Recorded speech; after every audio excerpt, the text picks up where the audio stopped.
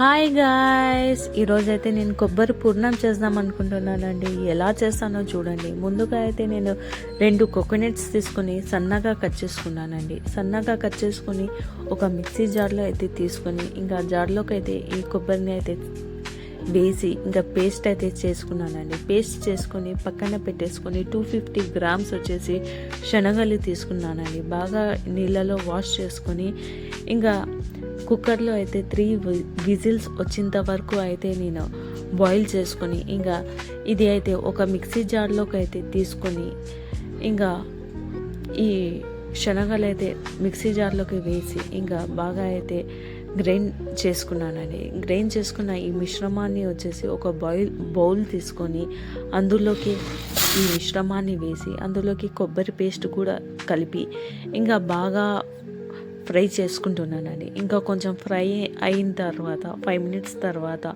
ఇంకా 400 గ్రామ్స్ వచ్చేసి షుగర్ వేసి బాగా కలిపి ఇంకా ఒక హాఫ్ అన్ అవర్ సన్నని మంట మీద అయితే ఇది ఇంకా బాయిల్ చేసుకుంటున్నానండి ఈ కొబ్బరి పూర్ణం. ఇంకా ఇది పక్కన పెట్టేసుకొని 2 స్పూన్స్ ఘీ వేసి అందులోకి సన్నగా కట్ చేసుకున్న కాజు గసగసాలు 2 వేసి ఫ్రై చేసుకున్నానండి. ఫ్రై చేసిన తర్వాత ఇంకా ఇది వచ్చేసి ఇంకా ఆ మిశ్రమంలోకి అయితే కలుపుకుంటున్నానండి. ఇంకేముందండి, ఇంకా రెడీ అయింది అండి కొబ్బరి పూర్ణం. మీరు కూడా ఇంట్లో ట్రై చేయండి. ఇంకా నా ఛానల్కి అయితే లైక్ చేయండి, షేర్ చేయండి, సబ్స్క్రైబ్ చేసుకోండి. Thank you.